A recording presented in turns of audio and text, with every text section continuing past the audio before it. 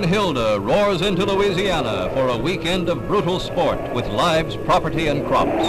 Thoroughly forewarned, people in the path of the approaching monster take shelter, or in some cases desert hopelessly unprotected towns. Those riding out the storm try frantically to batten down movable objects before running to shelter. National Guardsmen throughout the stricken parishes, as here in Franklin, bring people to safety. In this case, the brick courthouse. First aid stations, even whole hospitals are set up. In her full force, Hilda brings winds of 120 miles per hour. She is preceded and accompanied by an entourage of smaller tornadoes that pile more chaos and destruction on the stricken area. Property damage will run into unestimated millions of dollars.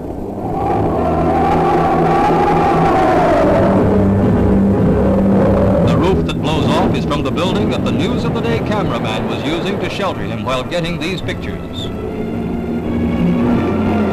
Dawn in Franklin after Hilda had swept on with diminishing force into Mississippi and Alabama.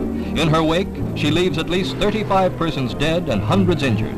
More casualties may be expected to be disclosed as people return to their homes and start regathering their families and friends.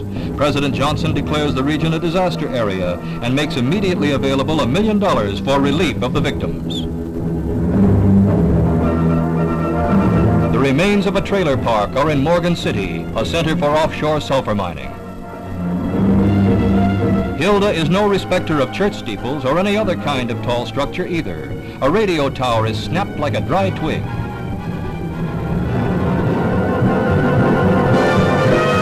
Broken telephone poles disrupt communications when they're most needed.